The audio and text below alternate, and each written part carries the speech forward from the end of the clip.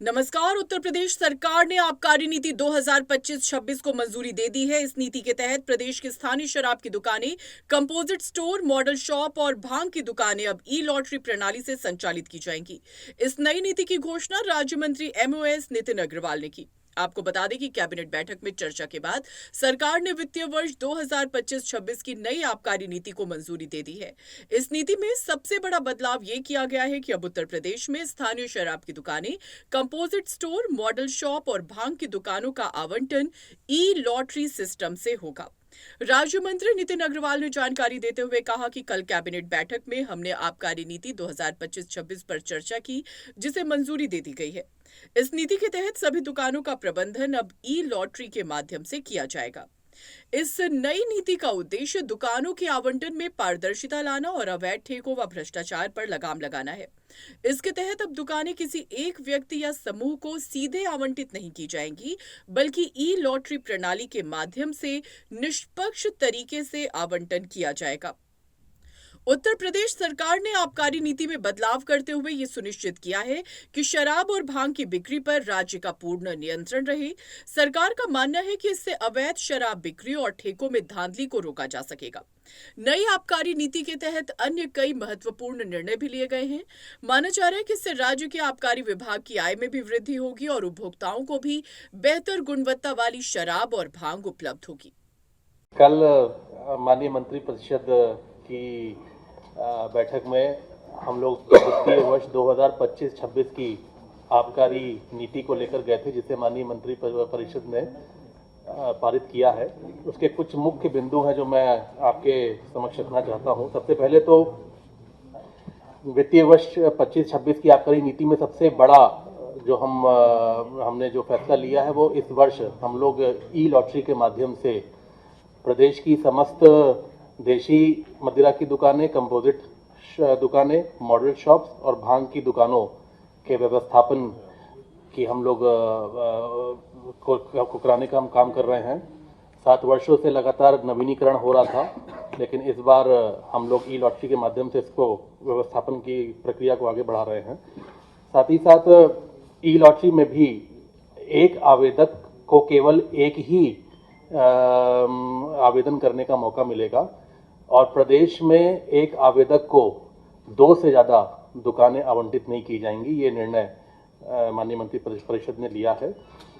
इसी के साथ साथ हम एक नया मॉडल लेकर आए हैं कंपोजिट शॉप्स का। अब की हम नई व्यवस्था एक लेकर आए हैं।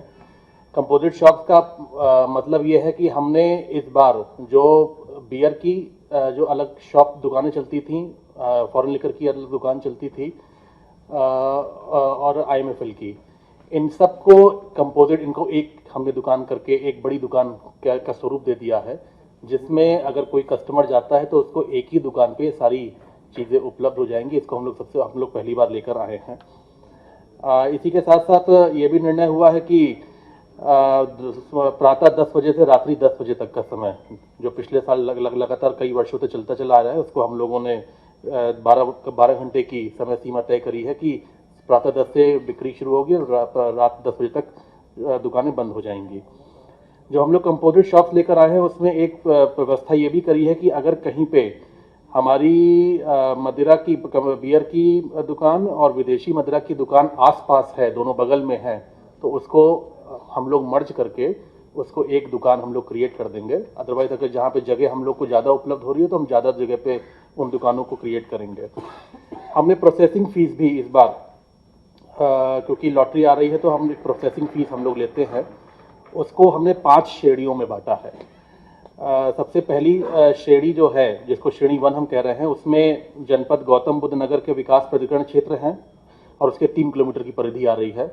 उसी के साथ साथ महानगर गाजियाबाद, लखनऊ, आगरा, बनारस, प्रयागराज, गोरखपुर, कानपुर के नगर निगम क्षेत्र व उसकी 3 किलोमीटर की परिधि। ये जो श्रेणी 1 है, इसमें जो हमने प्रोसेसिंग फीस हमने इस बार जो हमने व्यवस्था बनाई है, उसमें देशी मदिरा की दुकान के लिए 65,000, कंपोजिट दुकान के लिए 90,000, मॉडल शॉप के लिए 1 लाख और भांग के लिए 25,000। दूसरी श्रेणी है जो महानगर, मैंने श्रेणी 1 में जो आपको बोले हैं उसको छोड़ के जो महानगर बचते हैं, उसकी अब 3 किलोमीटर की परिधि में उसमें देशी मदिरा के लिए 60,000, कंपोजिट के लिए 85,000, मॉडल शॉप के लिए 90,000 और भांग के लिए 25,000 रुपए का निर्धारण किया है। तीसरी श्रेणी नगर पालिका क्षेत्र जितने हैं और उसकी 3 किलोमीटर की परिधि, उसमें देशी मदिरा 50,000, कंपोजिट 75,000, मॉडल शॉप 80,000 और भांग 25,000। चौथी श्रेणी है नगर पंचायत की सीमा के 3 किलोमीटर के अंतर्गत में 45,000, 65,000, 70,000 और 25,000। और पांचवी श्रेणी आखिरी है वो ग्रामीण क्षेत्र है जो आता है, उसमें देशी मदिरा 40,000, कंपोजिट 55,000, मॉडल शॉप 60,000 और भांग का 25,000 रुपए का हम लोगों ने निर्धारित किया है।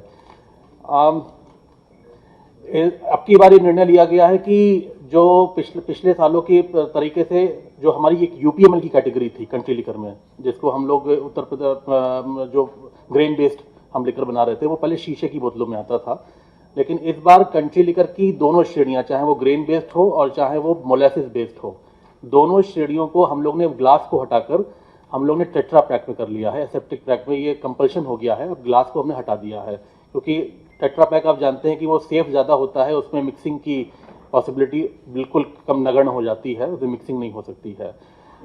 4 श्रेणियां, जैसे कि हमने 4 श्रेणियां बनाई हैं इस बार। 25 की श्रेणी है अल्कोहल की, कंट्री लिकर की 25 की श्रेणी है, उसके बाद 36 की श्रेणी है, ये दोनों तो मोलेसिस बेस्ड है। एक नई हम लोग श्रेणी लेकर आए हैं 28 की, और चौथी है 42 ये दोनों श्रेणियां यूपीएमएल कैटेगरी की हैं जो ग्रेन बेस्ड लेकर बनेगा। उत्तर प्रदेश सरकार के इस फैसले से शराब और भांग की दुकानों के आवंटन की प्रक्रिया पूरी तरह डिजिटल और पारदर्शी हो जाएगी। सरकार का दावा है कि इससे अवैध कारोबार पर रोक लगेगी और राजस्व में बढ़ोतरी होगी। अब देखना होगा कि इस नीति को लेकर दुकानदार और जनता की क्या प्रतिक्रिया रहती है। इस पर आपकी क्या राय है, हमें कमेंट में जरूर बताएं। यूपी की नई आबकारी नीति से जुड़ी हर अपडेट के लिए जुड़े रहें हमारे साथ। नमस्कार।